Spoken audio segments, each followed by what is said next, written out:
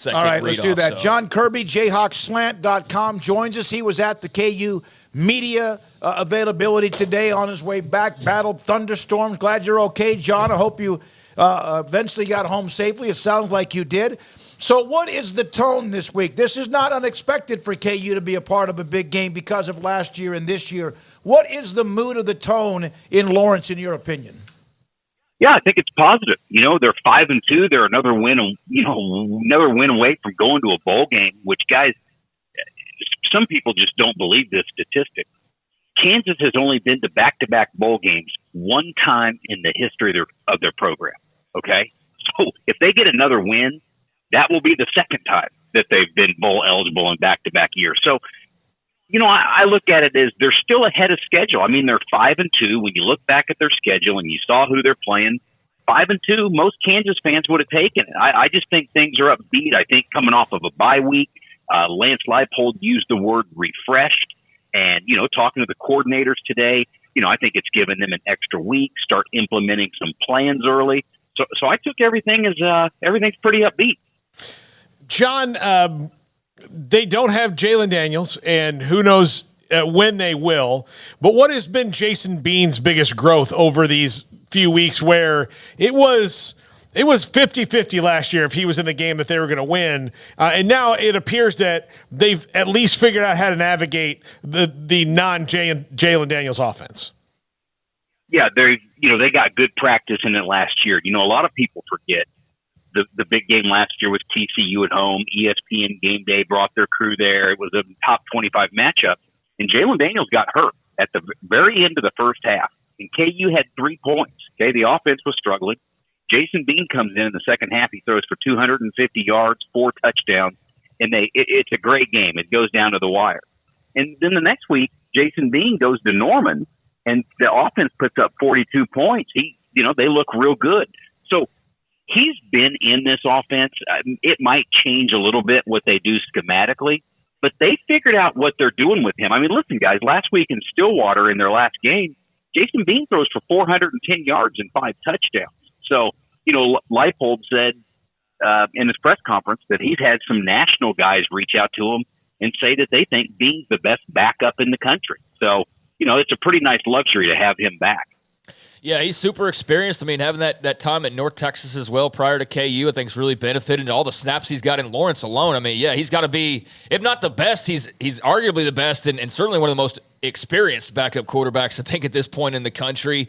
But, John, just what is the feeling around the absence of Jalon Daniels? Obviously, it's disappointing you don't have your star quarterback, especially in a year where you're set up to have this guy, lead you to the promised land. But obviously there's no answers right now as to a return. But just what is sort of the feel about the fact that he's been unavailable for the most part this year? It started, guys. I think the feel started in fall camp, okay? He missed the last couple weeks, a key stretch of fall camp. And that's where Bean took over the reps. And then the backup to Bean is a kid named Cole Ballard, who is a preferred walk-on. His dad's the general manager of the Indianapolis Colts. So he came in June and quickly moved ahead of some other guys. So those are your first and second guys right now. So I think there would be some real nervousness, not to say Ballard can't get it done, but if Jason Bean were to get hurt and you've got to go with the kid, who just showed up on campus in June, who was a preferred walk-on. But I think the fans and the people around the program have kind of gotten used to it, like I was just referring to, because they've seen this story before, okay? I mean, Jalon Daniels is a freshman, got dinged up, and then last year he got hurt, and then this year he's missed time, and, it's just been an unfortunate thing, and, I think it's his lower back, what they've told us, or somewhere in the back, so, hopefully he can get healthy, and Lance said he's starting to do some more things, and he's progressing. John, what do you think is the thing they can do against Oklahoma that Oklahoma's going to have a trouble stopping? I think they can run the football. And I know Oklahoma's pretty good against the run, but Kansas runs the football well. Now, against Oklahoma State, they just flat out said, Kansas, you're not going to run the ball. And they stacked the box with everybody they could, and they did shut down the run game. But Bean still threw for 400 yards.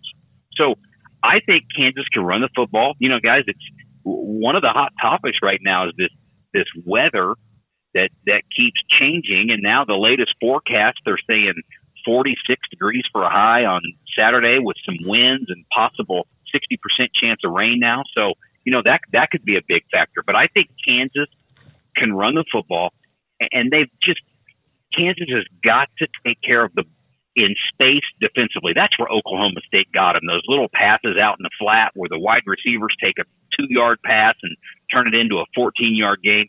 Kansas has got to play better in space. But I watched Central Florida last week, and Central Florida's defensive front, when they're healthy, they're pretty good. And they got a bye week to get healthy, and then they got a couple guys back on defense. And I thought they played really well against Oklahoma. So, Kansas is going to look at that film, what Central Florida did, and maybe try to mimic that a little bit. But, I think we're trending toward a sellout crowd. You got the Fox Game Day studios coming. I really think the Jayhawks are going to be ready to play in this one. Yeah, I'm glad you mentioned that it would probably end up being a sellout, because I saw a note or two from some radio guys in Kansas City that perhaps there was a concern. But I can't imagine, especially with Oklahoma, they're going to bring their contingent too. What a great set. And just to think about, John, so many games that the stands were empty and what they've been able to get to now the last couple of years.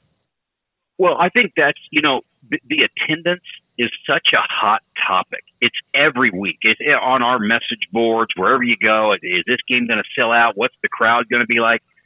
Guys, you got to look back at this, okay? And I see both sides of the story here. Everybody says, well, hey, they're turning it around. The fans need to be there and support it, and they do. But also, they went 14 years of never winning more than 3 games in the season, all right? So, you lose a lot of fans. I don't care whether you call them fair weather fans or not, or what the term is. When you go that long without having any success, you lose your fan base. Most anybody would, even a great program. Sure, there's going to be people in the seats, but there may not be as many.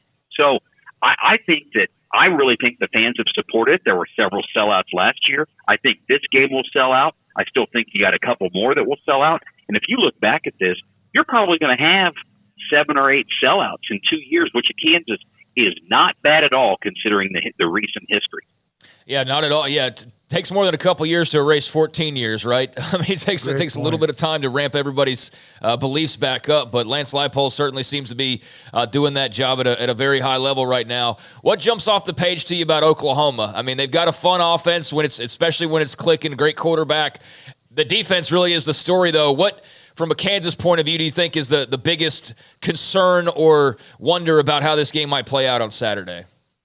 Well, offensively, they do worry you, because Kansas has had trouble in space, and that's one thing Oklahoma will do. They get that they're up there snapping that ball every 15 seconds, and they're running to the line, and they start getting you winded, and they start getting the ball out quick, and they let their skilled players do some things in space. Watching Oklahoma, they've always had some of those big nasty linemen. Just watching them here lately, don't know if maybe the inside guys are quite as physical and will maul you like they did. I don't know if their running game's is good. But, when you look back at Texas, Gabriel led the team in rushing. He ran for over 100 yards. So, again, those are things that worry me about the Jayhawks, because they've improved defensively. They're more physical. But I still don't know if they're a whole lot more athletic than they were last year. So playing in space is a concern. And then when they're on offense, they've got to run the football. That is really what they can do. Bean can get a little bit of option going in Andy Kotelnicki's system. They've got 2 really good running backs. Neal and Highshaw may be the best 1-2 punch in the Big 12. A little bit different styles, but they get the job done. Highshaw's a physical runner. So if Kansas can get that going and you get a little bit of cold weather coming in there and they start milking that clock, I think it's going to be a good one. John, do you have any worries as Lance Leipold, Michigan State, or a job that might open up that would come and get him? Or do you think that he is kind of like Matt Campbell at Iowa State right now, where things are kind of going his way, and to upset the apple cart for him professionally might not be the right time to do that? Well, guys, there's a few things in play here with that. Okay. Money talks, right? So, if let's say Michigan State really wanted to go after Lance Leipold, I don't know that there's a lot Kansas can do financially. Okay, I mean, Michigan State can go pay their guy $9 million, and I don't know that Kansas can do that. So if it becomes a financial thing, there are some battles Kansas won't win. But you got to look, there's stadium renovations going on. There are going to be hundreds of millions worth of dollars that's going on right now. They're going to break ground in 6 weeks on this new football stadium. It's going to be like they're calling it the Gateway District. Okay. And it's very nice. We've seen all the drawings. We were there at the press conference when they announced it back in August. Lance Leipold, he's got his fingerprints on that. They just redid the locker room. They just redid the weight room. They're going to be redoing the football complex. Lance Leipold has a chance to make, I don't want to say he has a chance. This is his program. Okay. He calls the shots. He runs his program. He oversees it. And I don't mean it like nobody messes with him, but nobody messes with him. All right. I mean, I don't know how many places he can go where he is the boss and he has control of what he does. He's building something here. I know his son, Landon, is a junior. I've heard he likes it in Lawerence. He's a starter on the football team there in Lawerence, a really good program. I've heard the family likes it there. So, right now, I would feel good if a Michigan State came calling. I feel strong that, Lance would definitely stay in Lawerence right now. That's my feelings. Wisconsin and Nebraska came open last year, and, he signed a new 7-year deal, $5 million with KU last year. I mean, $5 million is almost double what they've ever paid any football coach in the history of their program. The way that this program has, I guess, been built by him, and there's still, as you mentioned, construction to do. There's always construction. How many years do you think they are ahead of the curve if Lance Leipold was being honest? Oh, from when he took over? Yep. Oh, yeah, they're ahead of the curve for sure. And again, we base that curve, guys, on Kansas history, yes, which isn't great. Okay, I mean, Glenn Mason and Mark Mangino, in my lifetime of covering Kansas football and being around it and following it since my days I was in middle school, those are the only two coaches that have ever won at Kansas. Now, you can put Leipold in that category now, too. So when you say ahead of the curve, I'd say he's definitely ahead of the curve. I mean, he's about ready to, if he can get the 6 wins, he's about ready to do what only one other coach in the history of the school has done, and that's go to back-to-back bowl games. So I definitely think they're out in front. And, he does such a great job. They're so structured. They're organized. If you saw just the way the program is run, even from their inside people, the administration, it's pretty impressive. It reminds me a lot of how Mark Mangino ran his program and how organized and how disciplined and structured everything was then. John, appreciate it. There's still KU basketball, and we know what that means. What is the juggling act right now, and how much fun will that be to have this football team for the second consecutive year locked in, and yet we also know it runs that campus in Lawerence? Yeah, it's a great time. I mean, if you're a Kansas fan, I mean, gosh, that's several months of good sports running together. I mean, they haven't seen that in such a long time. Back in 2007, they went to the Orange Bowl that year and beat Virginia Tech, and in the same year they won the national championship in basketball. So, they've seen good times, but with what Lance is doing right now with that football program and with what Bill Self has done and built with the basketball program, you got two guys that are going in the right direction. Thank you, John. Appreciate it. Glad you were safe on your trip back to get the Lawerence, back to Kansas City. Jon Kirby with JayhawkSlant.com. He is so right.